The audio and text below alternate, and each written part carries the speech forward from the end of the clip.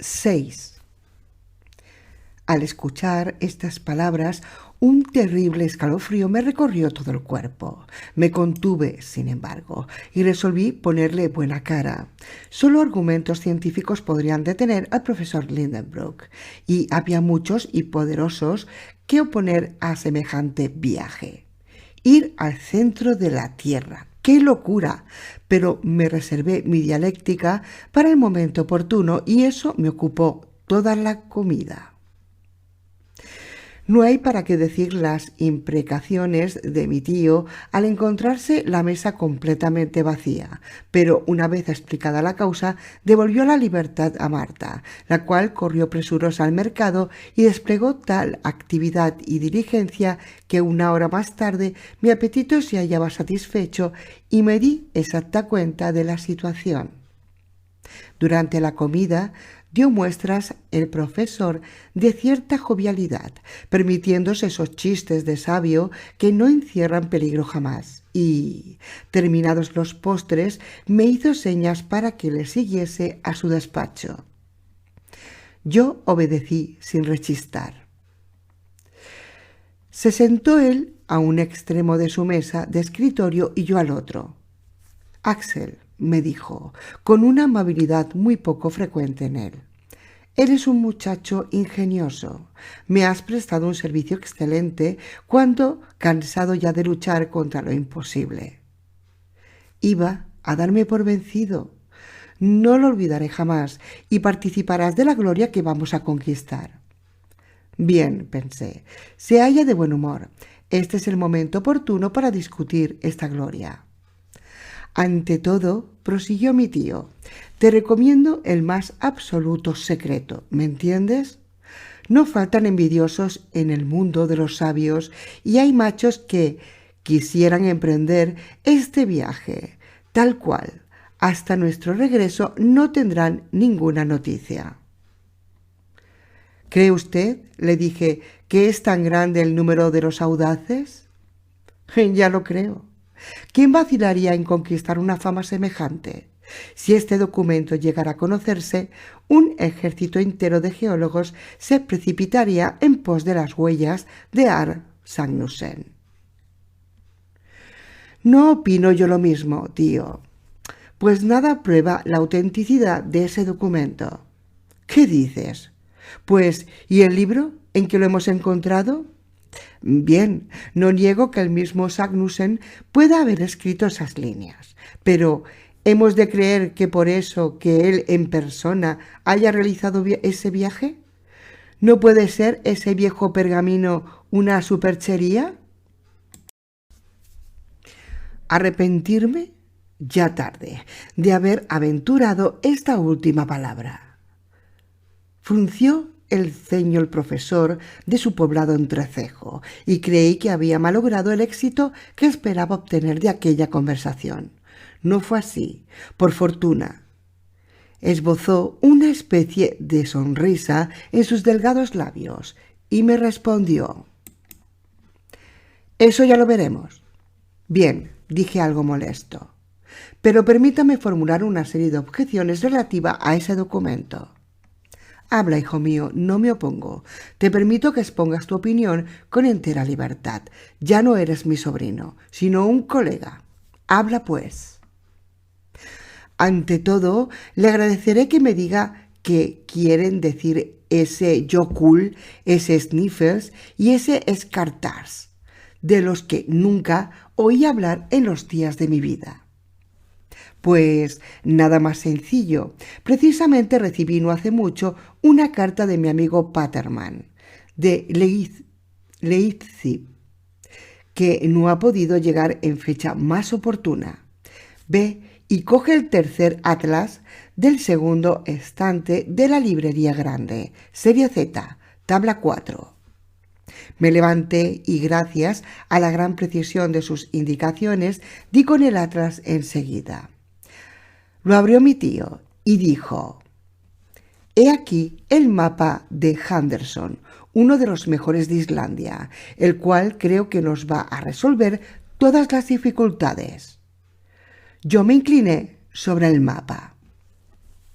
Fíjate, en esta isla llena de volcanes, me dijo el profesor, y observa que todos llevan el nombre de Jökull, palabra que significa en islandés ventisquero. Debido a la elevada latitud que ocupa Islandia, la mayoría de las erupciones se verifican a través de las capas de hielo, siendo esta la causa de que se aplique el nombre de Jökull a todos los montes ignívoros de la isla. Conformes, respondí yo, mas ¿qué significa Snæfell? Creí que a esta pregunta no sabría qué responderme mi tío, pero me equivoqué de medio a medio, pues me dijo: sígueme por la costa occidental de la isla. ¿Ves su capital, Reykjavik? Bien, pues remonta los innumerables fiordos de estas costas escarpadas por el mar y detente un momento debajo del grado 75 de latitud. ¿Qué ves? Una especie de península que semeja a un hueso pelado y termina en una rótula enorme. Bueno, la comparación es exacta, hijo mío. Y ahora dime, ¿no ves nada sobre esa rótula? Veo un monte que parece surgir del mar. Pues ese es el Snæfell. ¿El Snæfell? Sí, una montaña de 5.000 pies de elevación, una de las más notables de la isla y a buen seguro la más célebre del mundo entero, si su cráter conduce al centro del globo. Pero eso es imposible, exclamé, encogiéndome de hombros y rebelándome contra semejante hipótesis. Imposible. ¿Y por qué? Replicó con tono severo el profesor Lindenbrook. Porque ese cráter debe de estar evidentemente obstruido por las lavas y las rocas candentes y por tanto... ¿Y si se trata de un cráter apagado? ¿Apagado? Sí. El número de los volcanes en actividad que hay en la superficie del globo no pasa en la actualidad de 300. Pero existe una cantidad mucho mayor de volcanes apagados. El Snæfell figura entre estos últimos y no hay noticia en los fastos de la historia de que haya experimentado más que una sola erupción, la del 1219. A partir de esta fecha, sus rumores se han ido extinguiendo gradualmente y ha dejado de figurar entre los volcanes activos. Ante estas afirmaciones no supe qué objetar y traté de basar mis argumentos en las otras oscuridades que contenía el escrito. ¿Qué significa esa palabra Scartaris?, le pregunté. ¿Y qué tiene que ver todo eso con las calendas de julio? Tras algunos momentos de reflexión, que fueron para mí un rayo de esperanza, me respondió en estos términos. Lo que tú llamas oscuridad resulta para mí luz, pues me demuestra el ingenio desplegado por Sagnussen para precisar su descubrimiento. El Snæfell está formado por varios cráteres y era preciso indicar cuál de ellos era el que conducía al centro de la Tierra. ¿Y qué hizo el sabio islandés? Advirtió que en las proximidades de las calendas de julio, es decir, en los últimos días del mes de junio, uno de los picos de la montaña del Scartaris proyectaba su sombra hasta la abertura del cráter en cuestión y consignó en el documento este hecho. ¿Es posible imaginar una indicación más exacta? Una vez que lleguemos a la cumbre del Snæfell, podemos titubear acerca del camino o seguir teniendo esta advertencia presente. Decididamente mi tío había respondido a todo. Me convencí de que no había posibilidad de atacarle en lo referente a las palabras del antiguo pergamino. Cesé, pues, de seguirle por ese lado. Mas como era preciso convencerle a toda costa, pasé a hacerle otras objeciones de carácter científico, en mi concepto más graves. Bien, dije, tengo que convenir en que la frase de Sagnussen es perfectamente clara y no puede dejar duda alguna al espíritu. Estoy conforme también en que el documento tiene todos los caracteres de una autenticidad perfecta. Ese sabio bajó al fondo del Sniffles, vio la sombra del Scartaris acariciar los bordes del cráter antes de las calendas de julio y enseñando las leyendas de su tiempo que aquel cráter conducía al centro del globo. Hasta aquí estamos conformes, pero admitir que él en persona fue al centro de la Tierra y que volvió de allá sano y salvo, eso no. 1000 veces no. ¿Y en qué fundas tu negativa?, dijo mi tío con un tono singularmente burlón. En que todas las teorías de la ciencia demuestran que la empresa es impracticable del todo. ¿Todas las teorías dicen eso?, replicó el profesor, haciéndose el inocente. Ah, pícaras teorías. ¿Cuánto van a darnos que hacer? Aún comprendiendo que se burlaba de mí, proseguí. Es un hecho por todos admitido que la temperatura aumenta 1 grado por cada 70 pies que se desciende en la corteza terrestre. Y admitiendo que este aumento sea constante y siendo de 1500 leguas la longitud del radio de la Tierra, claro es que se disfruta en su centro de una temperatura de 2 millones de grados. Así pues, las materias que existen en el interior de nuestro planeta se encuentran en estado gaseoso incandescente, porque los metales, el oro, el platino, las rocas más duras, no resisten semejante calor. No tengo, pues, derecho a afirmar que es imposible penetrar en un medio semejante. ¿De modo, Axel, que es el calor lo que a ti te infunde respeto? Sin ningún género de duda, con solo descender a una profundidad de 10 leguas habríamos llegado al límite de la corteza terrestre, porque ya la temperatura sería allí superior a 300 grados. ¿Es que temes liquidarte? Mi terror no es infundado, le contesté algo mohino. Te digo, replicó el profesor, adoptando su aire magistral de costumbre, que ni tú ni nadie sabe de manera cierta lo que ocurre dentro de nuestro globo, ya que apenas se conoce la 12.000ª parte de su radio.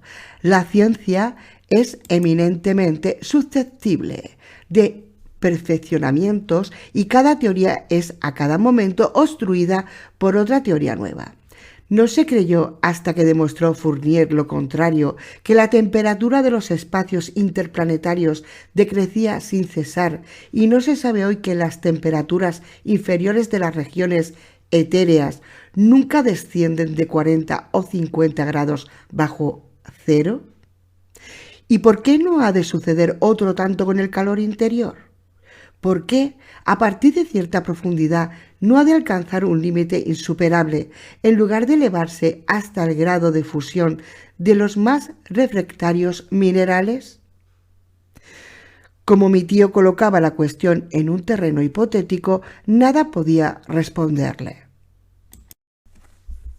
Pues bien, prosiguió, te diré que verdaderos sabios, entre los que se encuentra Poisson, han demostrado que si existiese en el interior de la Tierra una temperatura de 2 millones de grados, los gases de ignición procedente de las sustancias fundidas adquirirían una tensión tal que la corteza terrestre no podría soportarla y estallaría como una caldera bajo la presión del vapor. Eso, tío, no pasa de ser una opinión de Poisson. Concedido. Pero es que opinan también otros distinguidos geólogos que el interior de la Tierra no se haya formado de gases, ni de agua, ni de las rocas más pesadas que conocemos, porque en este caso el peso de nuestro planeta sería 2 veces menor. Oh, por medio de guarismos es bien fácil demostrar todo lo que se desea. ¿Y no ocurre lo mismo con los hechos, hijo mío? ¿No es un hecho probado que el número de volcanes ha disminuido considerablemente desde el principio del mundo? ¿Y no es esto una prueba de que el calor central, si es que existe, tiende a debilitarse por días? Si sigue usted engolfándose en el mar de las hipótesis huelga toda discusión. Y has de saber que, de mi opinión, participan los hombres más competentes. ¿Te acuerdas de una visita que me hizo el célebre químico inglés Humphrey Davy en 1825? ¿Cómo me he de acordar si vine al mundo 19 años después? Pues bien, Humphrey Davy vino a verme a su paso por Hamburgo y discutimos largo tiempo, entre otras muchas cuestiones, la hipótesis de que el interior de la Tierra se hallase en estado líquido, quedando los dos de acuerdo en que esto no era posible por una razón que la ciencia no ha podido jamás refutar. ¿Y qué razón es esa? Que esa masa líquida se hallaría expuesta, lo mismo que los océanos, a la atracción de la Luna, produciéndose por tanto dos marcas interiores diarias que, levantando la corteza terrestre, originaría terremotos periódicos. Sin embargo, es evidente que la superficie del globo ha sufrido una combustión, y cabe, por lo tanto, suponer que la corteza exterior se ha ido enfriando, refugiándose el calor en el centro de la Tierra. Eso es un claro error, dijo mi tío. El calor de la Tierra no reconoce otro origen que la combustión de su superficie. Se hallaba esta formada de una gran cantidad de metales, tales como el potasio y el sodio, que tienen la propiedad de inflamarse al solo contacto del aire y del agua. Estos metales ardieron cuando los vapores atmosféricos se precipitaron sobre ellos en forma de lluvia.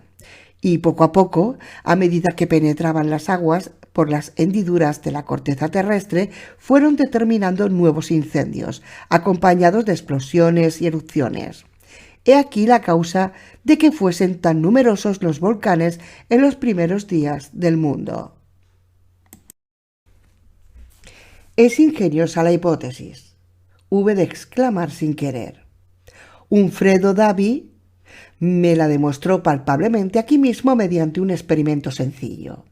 Fabricó una esfera metálica, en cuya composición entraban principalmente los metales mencionados, y que tenía exactamente la forma de nuestro globo.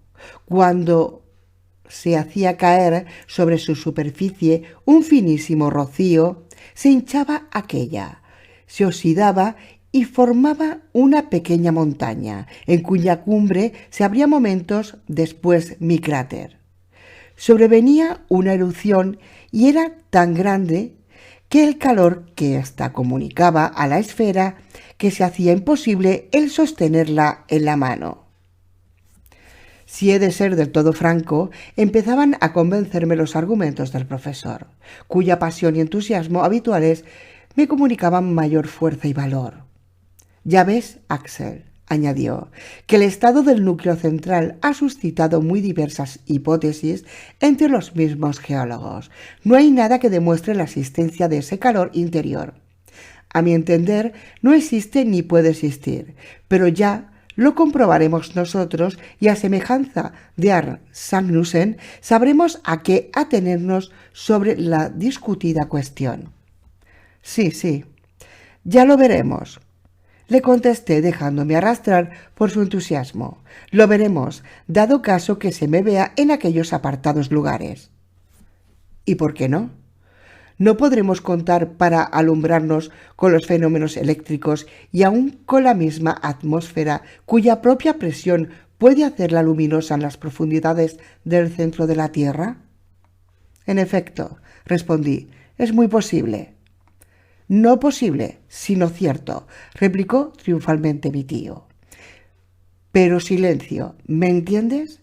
Guarda el más impenetrable sigilo acerca de todo esto, para que a nadie se le ocurra la idea de descubrir, antes que a nosotros, el centro de nuestro planeta. 7. Tal fue el inesperado final de aquella memorable sesión que hasta fiebre me produjo. Salí como aturdido del despacho de mi tío y me pareció que no había aire bastante en las calles de Hamburgo para refrescarme. Me dirigí a las orillas del Elba y me fui derecho al sitio donde atraca la barca de vapor que pone en comunicación la ciudad con el ferrocarril de Hamburgo. ¿Estaba convencido de lo que acababa de oír? ¿No me había dejado fascinar por el profesor Lindenbrook?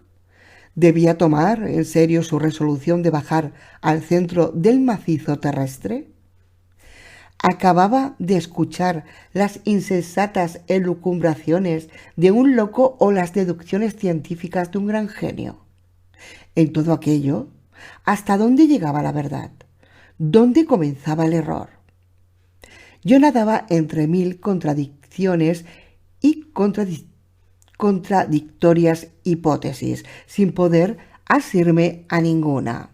Recordaba, sin embargo, que mi tío me había convencido, aun cuando ya comenzaba a decaer bastante mi entusiasmo. Hubiera preferido partir inmediatamente sin tener tiempo para reflexionar. En aquellos momentos no me hubiera fallado valor para preparar mi equipaje. Es preciso, no obstante, confesar que una hora después cesó la sobreexcitación por completo. Se aplacaron mis nervios y desde los profundos abismos de la tierra subí a la superficie. «Es absurdo», exclamé. «No tiene sentido común. No es una proposición formal que pueda hacerse a un muchacho sensato. No existe nada de eso. Todo ha sido una mera pesadilla». Entretanto, había caminado por las márgenes del Elba, rodeando la ciudad, y después de rebasar el puerto me encontré en el camino de Altona.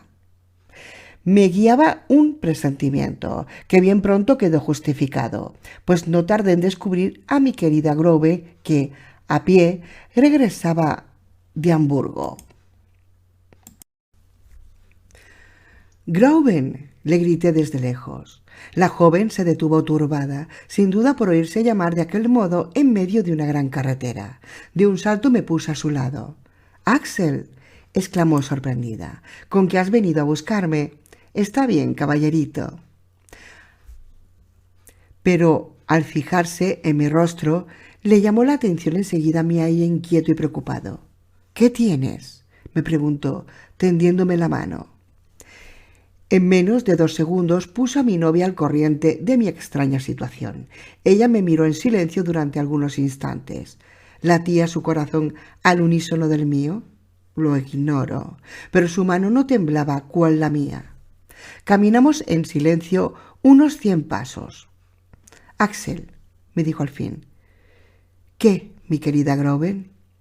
¿Qué viaje tan hermoso es el que vas a emprender?»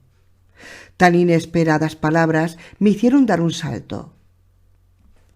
«Sí, Axel, y muy digno del sobrino de un sabio. Siempre es bueno para un hombre el haberse distinguido por alguna gran empresa».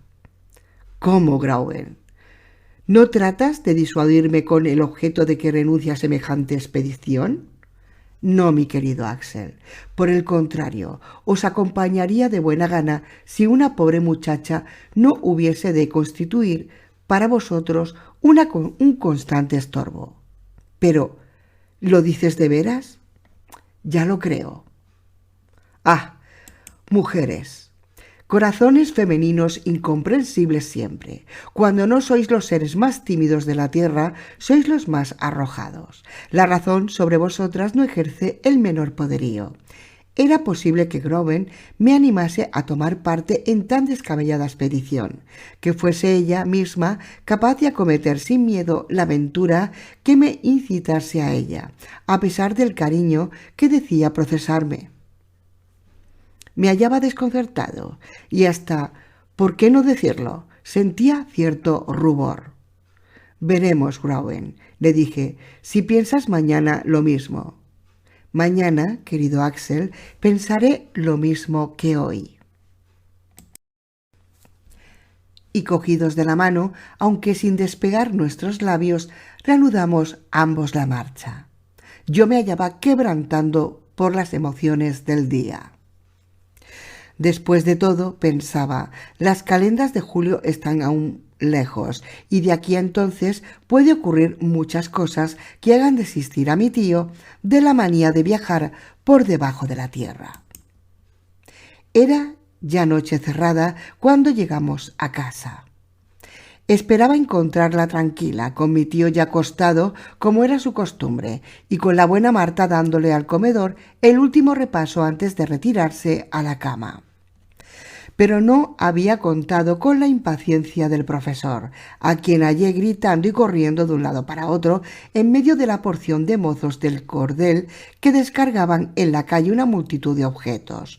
Marta estaba atolondrada, sin saber a dónde atender. «Vamos, Axel, date prisa, por Dios», gritó mi tío en cuanto me vio venir a lo lejos. «Y tu equipaje sin hacer, y mis papeles sin ordenar, y la llave de mi maleta sin aparecer, y mis polainas sin llegar». Me quedé estupefacto. Me faltó la voz para hablar, y a duras penas pude articular estas palabras. «¿Pero es que nos marchamos?» «Sí, criatura de Dios, y en lugar de estar aquí preparándolo todo, te vas de paseo».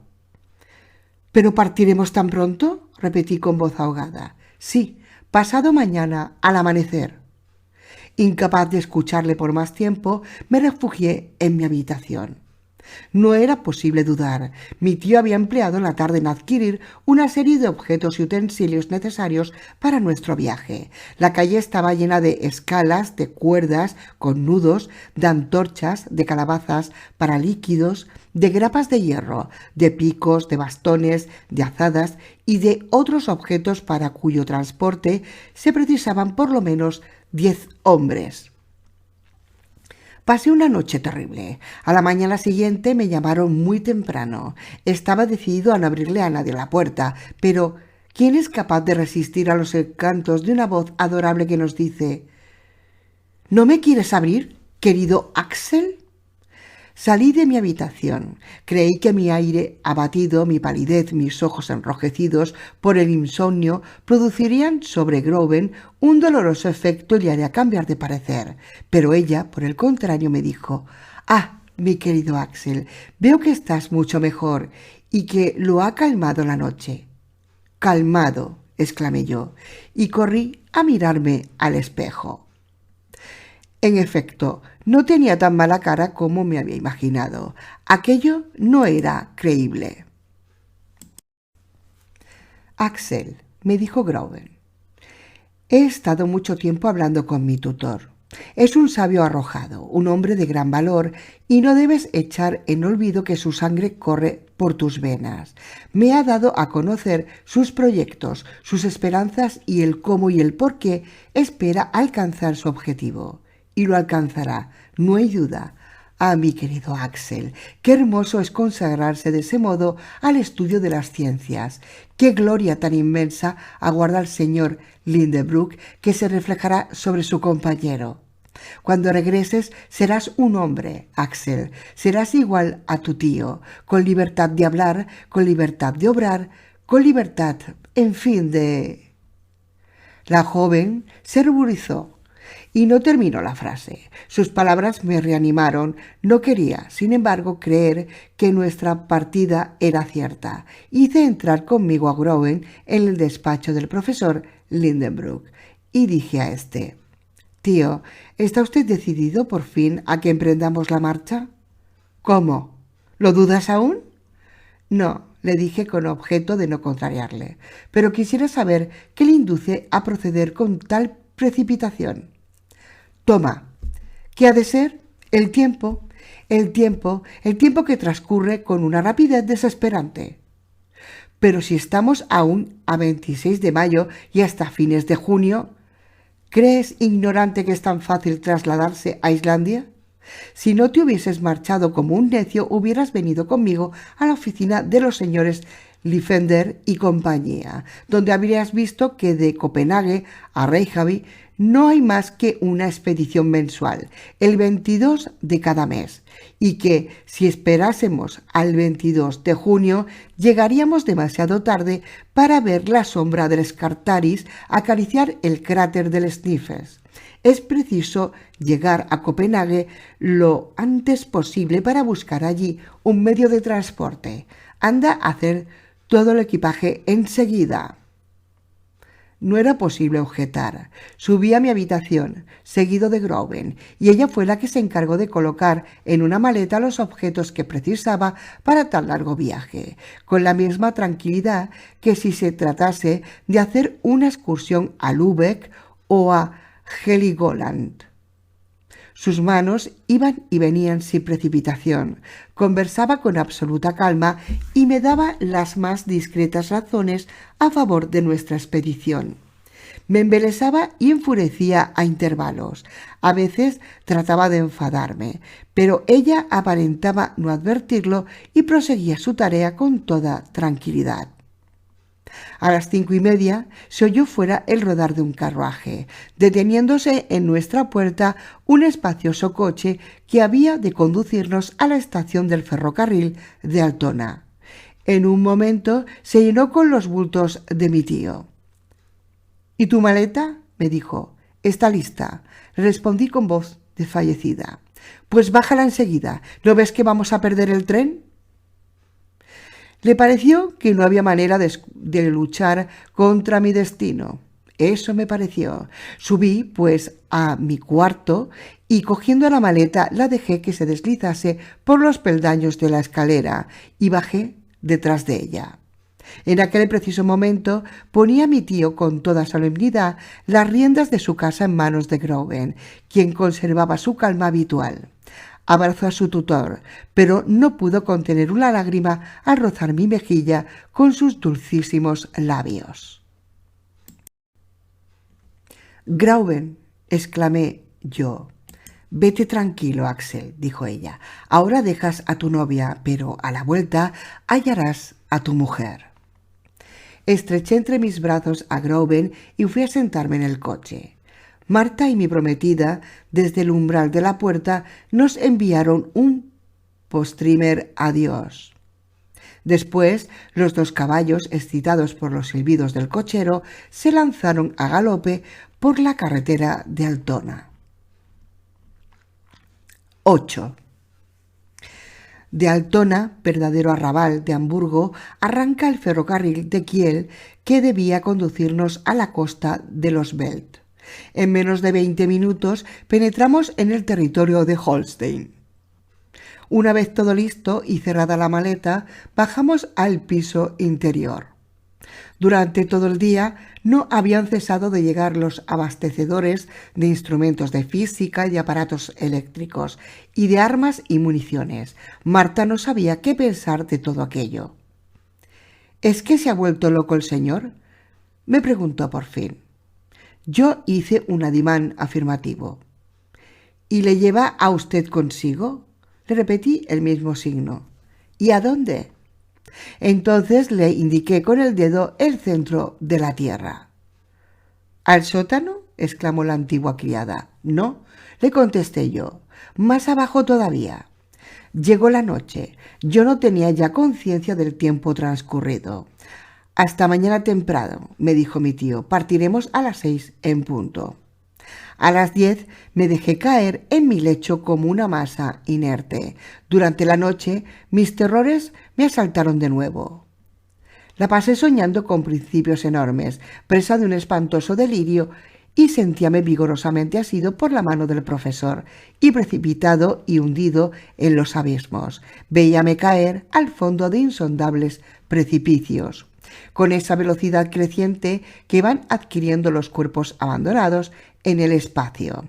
Mi vida no era otra cosa que una interminable caída. Me desperté a las 5, rendido de emoción y de fatiga. Me levanté y bajé al comedor. Mi tío se hallaba ya sentado a la mesa y comía con devorador apetito. Le contemplé con un sentimiento de horror. Gräuben estaba allí. No despegué mis labios ni me fue posible comer. A las 6:30 se detuvo el carruaje delante de la estación. Los numerosos bultos de mi tío, así como sus voluminosos artículos de viaje, fueron descargados, pesados, rotulados y cargados nuevamente en el furgón de equipajes, y a las 7 nos hallábamos sentados frente a frente en el mismo coche. Silbó la locomotora y el convoy se puso en movimiento. Ya estábamos en marcha. ¿Iba resignado? Aún no. Sin embargo, el aire fresco de la mañana, los detalles del camino, renovados rápidamente por la velocidad del tren, me distrajeron de mi gran preocupación. La mente del profesor avanzaba más aprisa que el convoy, cuya marcha se le antojaba lenta a su impaciencia. Íbamos en el coche los dos solos, pero sin dirigirnos la palabra. Mi tío se registró los bolsillos y él sacó de viaje con minuciosa atención y observé que no le faltaba ninguno de los 1000 requisitos que exigía la ejecución de sus arriesgados proyectos.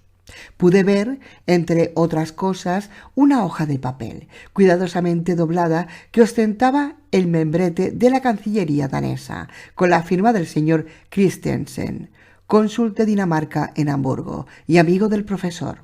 Esta carta debía facilitarnos en Copenhague la tarea de obtener recomendaciones para el gobernador de Islandia. Vi asimismo el famoso documento, cuidadosamente guardado en la más oculta división de su cartera.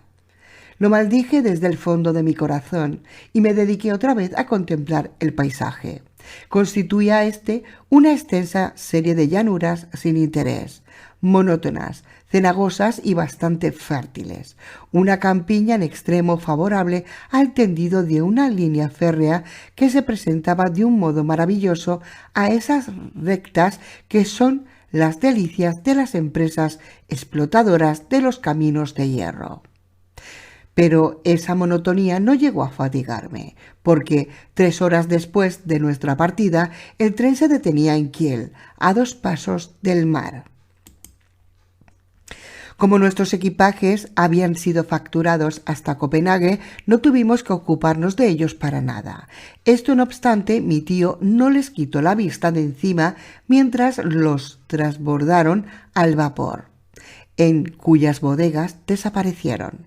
Mi tío, en su precipitación, había calculado las horas de correspondencia del ferrocarril y del buque de un modo tan detestable que teníamos que perder un día entero. El vapor Eleonora no salía hasta la noche. Esta no prevista espera hizo que se apoderase del irascible viajero una fiebre de 9 horas, durante las cuales envió a todos los diablos a las administraciones de vapores y ferrocarriles y a los gobiernos que toleraban abusos semejantes. Yo tuve que hacer coro cuando la emprendió con el capitán de Leonora, a quien quiso obligar a levar anclas y zarpar inmediatamente. El capitán lo envió a paseo. En Kiel, como en todas partes, es preciso buscar la manera de matar el tiempo. A fuerza de pasearnos por las verdes costas de la bahía, en cuyo fondo se eleva la pequeña ciudad, de recorrer los espesos bosques que le dan el aspecto de un nido colocado entre un grupo de ramas, de admirar las quintas, provistas todas ellas de su caseta de baños de mar, y de correr y aburrirnos, sonaron por fin las 10 de la noche. Los penachos de humo de la Eleonora se elevaban en la atmósfera. Su cubierta retemblaba bajo los estertores de la caldera. Estábamos a bordo, instalados en 2 literas colocadas en la única cámara que poseía el vapor. A las 2:15 largó el buque sus amarras y avanzó rápidamente sobre las sombrías aguas del Gran Bell. La noche estaba oscura, la brisa soplaba fresca levantando imponente marejada. Algunas luces de la costa se distinguían en medio de las tinieblas. Más tarde, no sé qué faro nos envió sus destellos por encima de las olas. He aquí cuánto recuerdo de aquel primer viaje. A las 7 de la mañana desembarcamos en Korsor, pequeña ciudad situada en la costa occidental, donde transbordamos a otro ferrocarril que nos condujo a través de un país no menos llano que las campiñas de Holstein. Aún faltaban 3 horas de viaje para llegar a la capital de Dinamarca. Mi tío no había pegado los ojos en toda la noche. Creo que en su impaciencia empujaba el vagón con los pies. Por fin se descubrió un brazo de mar. «¡El Sun!», exclamó entusiasmado. Había a nuestra izquierda un vasto edificio que parecía un hospital. «Es un manicomio», dijo uno de los nuestros compañeros de viaje. Muy bien, pensé, he aquí un establecimiento donde habremos de concluir nuestros días. Por muy grandes que sean sus dimensiones, no será nunca lo suficientemente amplio para contener toda la inmensidad de la locura del profesor Lindenbrook. Por fin, a las 10 de la mañana, descendimos en Copenhague. Los equipajes fueron cargados en un coche y conducidos con nosotros al Hotel del Fénix, en Bredgade. En esto se invirtió media hora porque la estación está situada fuera de la ciudad. Después de asearse un poco y de cambiarse de traje, mi tío me mandó que le siguiese. El portero del hotel hablaba alemán e inglés, pero el profesor, en su calidad de políglota, le interrogó en dinamarqués. Correcto. Y en este mismo idioma le indicó el otro la situación del Museo de Antigüedades del Norte. El director de este curioso establecimiento, donde se hallan acumuladas tantas y tales maravillas que permitirían reconstruir la historia del país con sus viejas armas de piedra, sus cuencos y sus joyas, era el profesor Thomson, un verdadero sabio, amigo del cónsul de Hamburgo. Mi tío llevaba para él una carta muy eficaz de recomendación. Por regla general, los sabios no se acogen muy bien unos a otros, pero en el caso actual ocurrió todo lo contrario. El señor Thomson, a fuerza de hombre servicial, dispensó una favorable acogida al profesor Lindenbrook y hasta a su sobrino. No creo necesario decir que mi tío tuvo buen cuidado de no revelar su secreto al director del museo. Deseábamos sencillamente visitar a Islandia en viaje de recreo, sin otro objeto que admirar las numerosas curiosidades que encierra. El señor Thomson se puso a nuestra disposición por completo y juntos recorrimos los muelles buscando un buque que fuese a partir en breve. Aún abrigaba yo la esperanza de que en absoluto no hallásemos medio alguno de transporte, pero no fue así, por desgracia. Una pequeña goleta danesa, la Valkyria, debía hacerse a la vela el 2 de julio con rumbo a Reykjavik. Su capitán, el señor Bjarne, se encontraba a bordo, y su futuro pasajero le estrechó la mano hasta casi estrujársela en un transporte de júbilo. El viejo lobo de mar se sorprendió ante tan extemporánea alegría, pareciéndole la cosa más natural del mundo el ir a Islandia, toda vez que aquel era su oficio. Pero como a mi tío le parecía una cosa sublime, el taimado del capitán aprovechó su entusiasmo para cobrarnos el doble de lo que el pasaje valía de ordinario. El profesor, sin embargo, pagó sin regatear. «Estad a bordo el martes a las 7 de la mañana», dijo el señor Bjarne, después de embolsarse una respetable suma. Dimos enseguida las gracias al señor Thomson por todas sus atenciones y regresamos al Hotel del Fénix. «Hasta ahora todo nos sale bien», decía el profesor. «Todo marcha a pedir de boca. Qué feliz casualidad el haber encontrado este buque que se dispone a partir. Ahora almorcemos y vamos a visitar la ciudad». Nos trasladamos a Tonges, Tor, plaza irregular donde existe un cuerpo de guardia con 2 inofensivos cañones fijos que no asustan a nadie. Muy cerca, en el número 5, había una restauración francesa, establecimiento dirigido por un cocinero llamado Vincent, en el cual almorzamos por la módica suma de 4 marcos cada uno.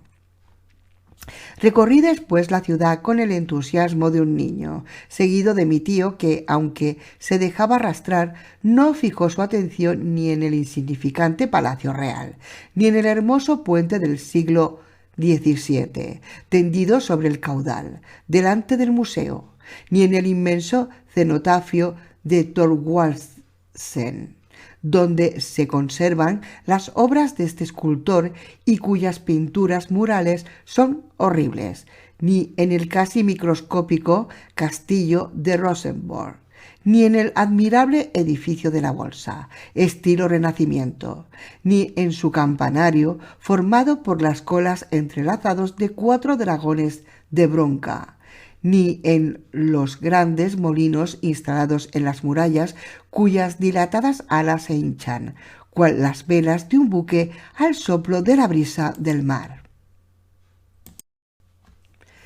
Qué deliciosos paseos habría dado con mi bella curlandesa por los muelles de aquel puerto, donde dormían tranquilos navíos y fragatas bajo sus rojas techumbres, junto a las verdes orillas del estrecho, en medio de las espesas sombras entre las cuales se oculta la ciudadela, cuyos cañones asoman sus negras bocas a través de las ramas de los saucos y sauces. Pero ¡ay, qué lejos estaba de mi Grauben! Y ni aun esperanzas tenía de volver a verla jamás.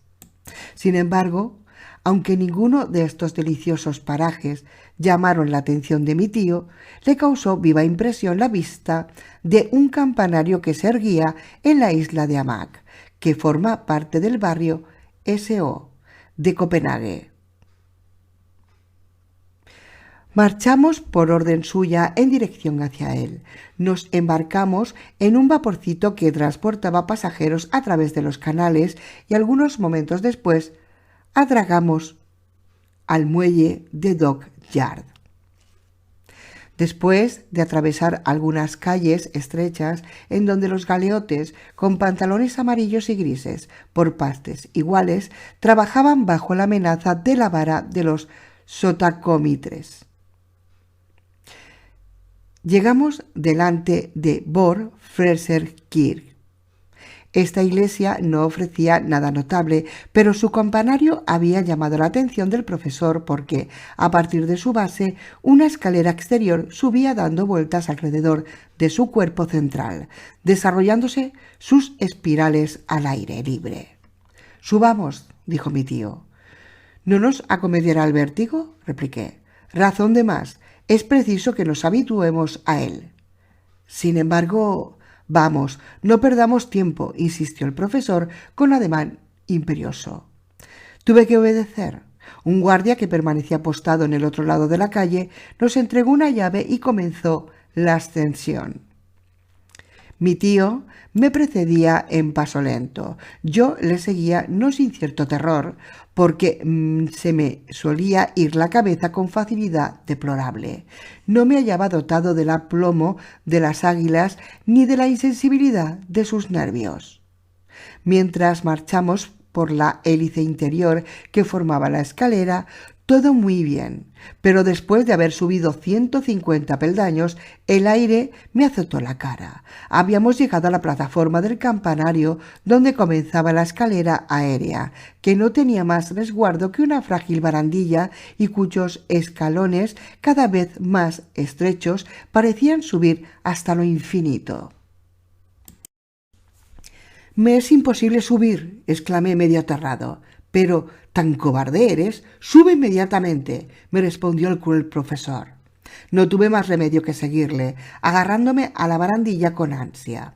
El viento me atolondraba, sentía el campanario estirar bajo sus ráfagas, las piernas me flanqueaban. No tardé en subir de rodillas y acabé por trepar.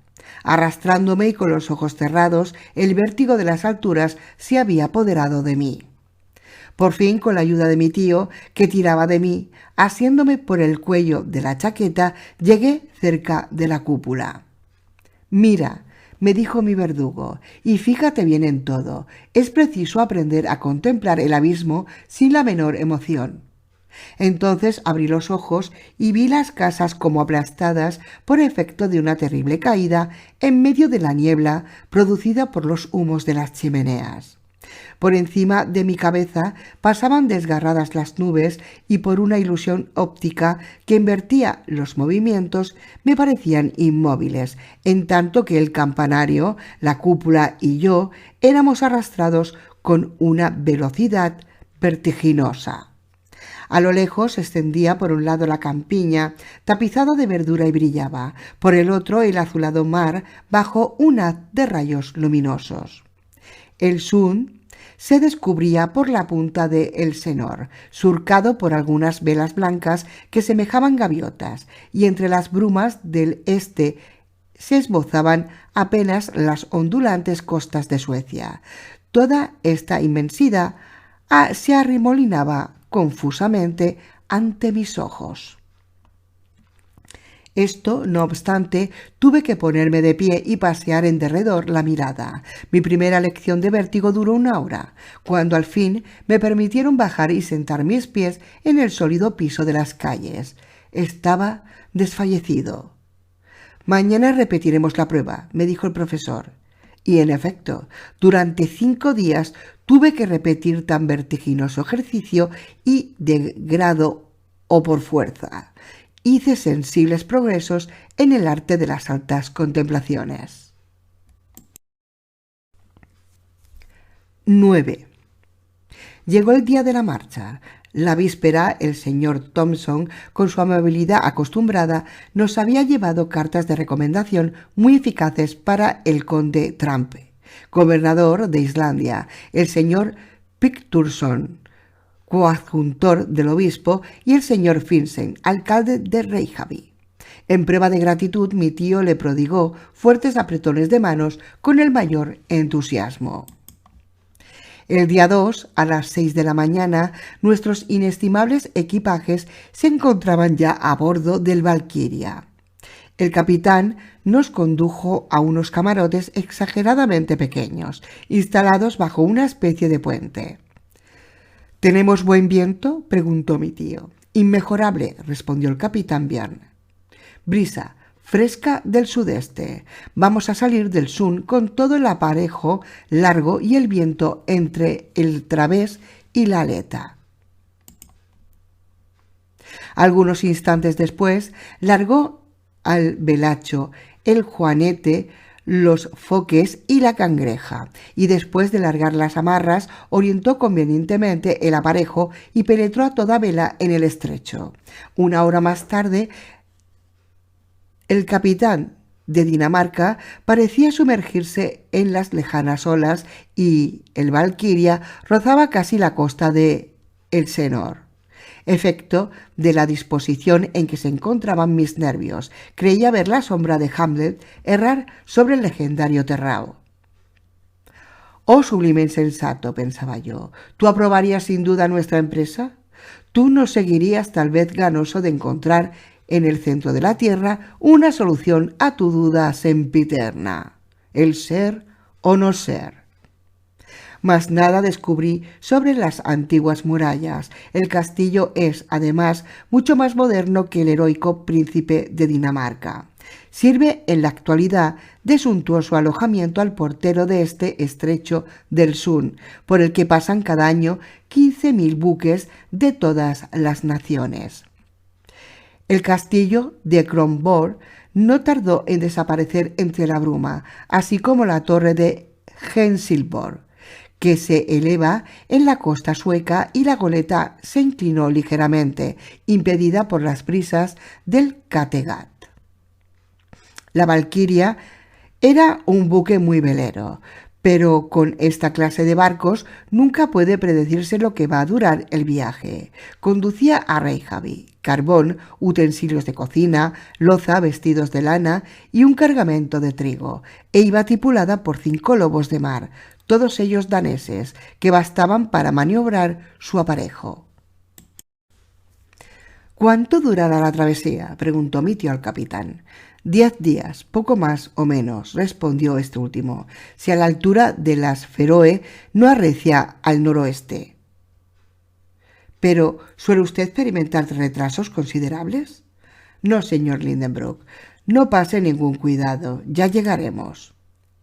A eso del anochecer, la goleta dobló el cabo Skagen, que constituye el extremo septentrional de Dinamarca. Cruzó el Skagen Rak, bordeó la costa meridional de Noruega, lamiendo al cabo Lindnes y penetró en el mar del norte. 2 días después divisamos las costas de Escocia, reconocimos el promontorio de Peterhead y arrumbó el Valkyria a las Faroe, pasando entre las Orcadas y las Shetland. No tardaron las olas del Atlántico en azotar los costados de nuestra goleta y como al mismo tiempo tuvimos que navegar de vuelta y vuelta para avanzar hacia el norte, venciendo la resistencia que el viento nos oponía, nos costó gran trabajo el llegar a las Feroe.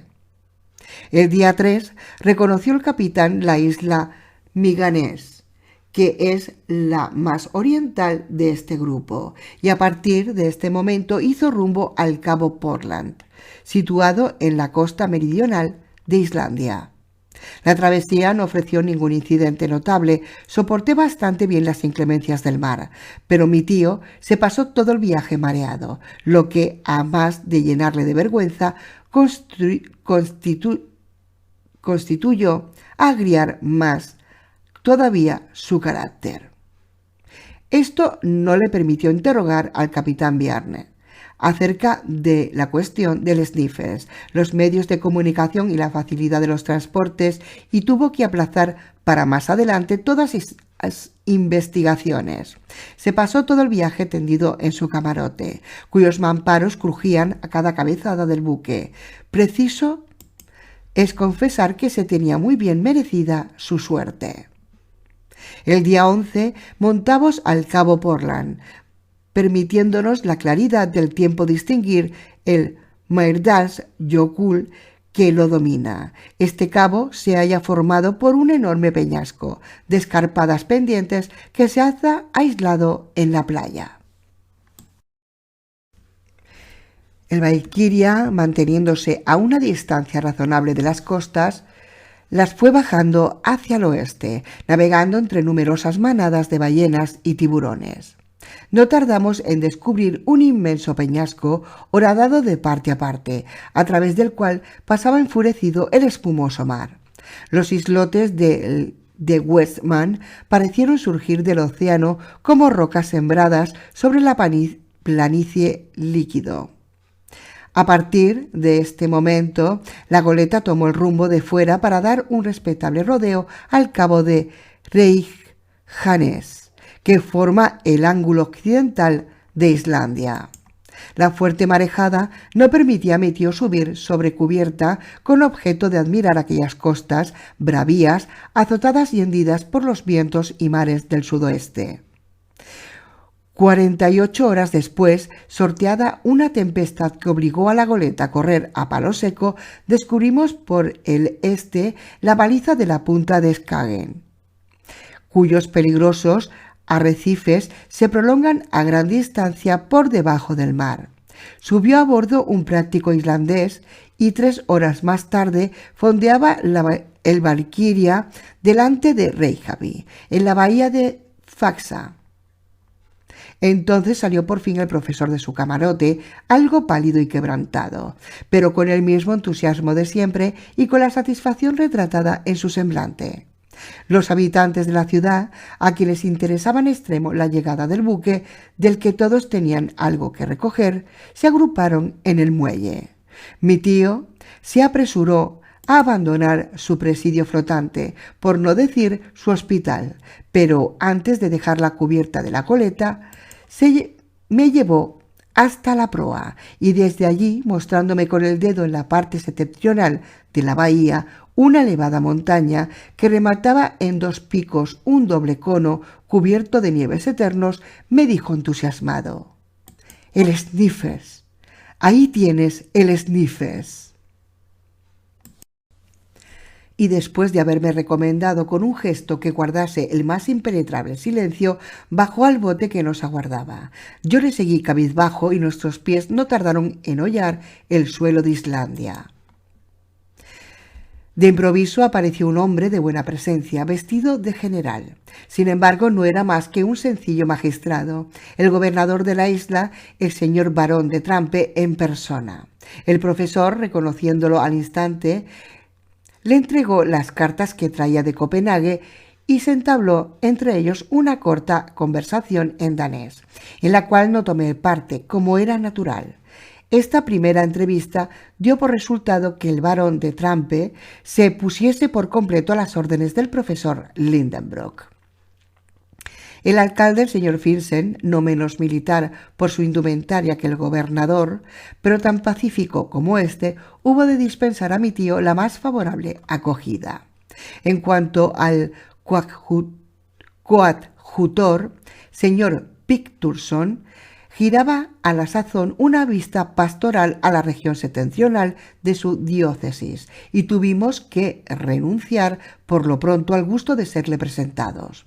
Pero, en cambio, trabamos conocimiento con un bellísimo sujeto, el señor Fredriksson, catedrático de Ciencias Naturales de las escuelas de Reykjavik, cuyo concurso nos fue de inestimable valor. Este modesto sabio solo hablaba el islandés y el latín, ofreciéndome sus servicios en el idioma de Horacio, y comprendí enseguida que estábamos creados para comprendernos mutuamente, y en efecto, esta fue la única persona con quien pude conversar durante mi estancia en Islandia. Como ves, querido Axel, hubo de decirme mi tío, todo va como una seda, lo más difícil ya lo tenemos hecho. ¿Cómo lo más difícil?, exclamé yo estupefacto. Pues claro, solo nos resta bajar. Mirado desde ese punto de vista tiene usted mucho más razón. Mas supongo que, después de bajar, tendremos que subir nuevamente. Bah, lo que es eso no me inquieta. Con que manos a la obra, que no hay tiempo que perder. Me voy a la biblioteca. Tal vez se conserve en ella algún manuscrito de Sagnussen que me gustaría consultar. Entretanto, yo recorreré la ciudad. ¿No piensa usted visitarla? Oh, eso me interesa muy poco. Las curiosidades de Islandia no se encuentran sobre su superficie, sino debajo de ella. Salí y eché a andar sin rumbo fijo. No habría sido fácil perderse en las dos calles de Reykjavik, de suerte que no tuve necesidad de preguntar a nadie el camino, lo cual, hecho por signos, expone las más de las veces a muchas equivocaciones. Se extiende la ciudad en medio de dos colinas, sobre un terreno muy bajo y pantanoso. Una inmensa ola de lava la cubre por un lado y desciende hasta el mar en declive suave. Por el otro se extiende la amplia bahía de Faxa, limitada por el norte por el enorme ventisquero del Sniffers, y en la que, a la sazón, no había fondeado más buque que el Valkyria. De ordinario se hallaban resguardados en ella los guardapescas ingleses y franceses, pero entonces se hallaban prestando servicio en las costas orientales de la isla. La calle más larga de Reykjavik es paralela a la playa, y en ella se hallan instalados los mercaderes y negociantes, en cabañas de madera, hechas de vigas rojas horizontalmente dispuestas. La otra calle, situada más al oeste, corre hacia un pequeño lago, pasando entre la casa del obispo y las de los otros personajes extraños al comercio. No tardé en recorrer aquellas calles sombrías y tristes. A veces entreveía una mancha de césped descolorido que semejaba una vieja alfombra de lana, raída a consecuencia del uso, o algo que parecía un huerto cuyas raras legumbres, patatas, coles y lechugas solo eran dignas de una mesa lilipotiense. Algunos alelíes enfermizos pugnaban también por recibir algún rayo de sol. Hacia la mitad de la calle no ocupada por el comercio, encontré el cementerio público, rodeado de una tapia de adobes, el cual es bastante espacioso. Pocos pasos después me encontré delante de la casa del gobernador, que es una mala choza si se la compara con la casa del ayuntamiento de Hamburgo, pero que resulta un palacio al lado de las cabañas en las cuales se aloja la población islandesa. Entre la ciudad y el lago se eleva la iglesia, edificada con arreglo al gusto protestante y construida con cantos calcinados que los volcanos arrojan. Las tejas coloradas de su techo seguramente se dispersarían por los aires, con vivo sentimiento de los fieles al arreciar los vientos del oeste. Sobra una eminencia inmediata y vi la Escuela Nacional, donde, según supe después por nuestro huésped, se enseñaba el hebreo, el inglés, el francés y el danés, 4 lenguas de las cuales no conocía una palabra, cosa que me llena de bochorno, pues hubiera sido el más atrasado de los 40 alumnos matriculados en el pequeño colegio, e indigno de acostarme con ellos en aquellos armarios de 2 compartimentos donde otros más delicados se asfixiarían la primera noche. En 3 horas recorrí no solo la ciudad, sus alrededores también. Su aspecto general era singularmente triste. No había árboles ni nada que mereciese el nombre de vegetación. Por todas partes se veían picos de rocas volcánicas. Las cabañas de los irlandeses están hechas de tierras y de turba, y tienen sus paredes inclinadas hacia adentro, de suerte que parecen tejados colocados sobre el suelo. Pero estos tejados son praderas relativamente fértiles, pues gracias al calor de las habitaciones brota en ellos la hierba con bastante facilidad, siendo preciso segarla en la época de la recolección para que los animales domésticos no pretendan pacer sobre estas verdes mansiones. Durante mi excursión encontré muy pocas personas, mas cuando volví a pasar por la calle del comercio vi que la mayoría de la población se hallaba ocupada en secar, salar y cargar bacalaos, que constituyen allí el principal artículo de exportación. Los hombres parecían vigorosos, pero tardos. Una especie de alemanes rubios, de mirada pensativa, que se creen separados de la humanidad, infelices desterrados en aquellas heladas regiones a quienes la naturaleza hubiera debido hacer esquimales, ya que los condenó a vivir dentro de los límites del círculo polar ártico. Traté en vano de sorprender una sonrisa en sus rostros. Reían a veces mediante una contracción involuntaria de sus músculos, pero no sonreían jamás. Sus vestidos consistían en una vasta chaqueta de lana negra, conocida en todos los países escandinavos con el nombre de badmel, sombrero de amplias alas y pantalón orillado de rojo y unos trozos de cuero arrollados en los pies a manera de calzado. Las mujeres, de rostro triste y resignado, y cuyo tipo es bastante agradable, aunque carecen de expresión, usan una chaqueta y una falda de badmel de color oscuro. Las solteras llevan sobre el trenzado cabello un gorrito de punto de color pardo, y las casadas se cubren la cabeza con un pañuelo de color sobre el cual se colocan una especie de cofia blanca. Cuando, tras un largo paseo, regresé a la casa del señor Fridriksson, mi tío se encontraba ya en compañía de este último.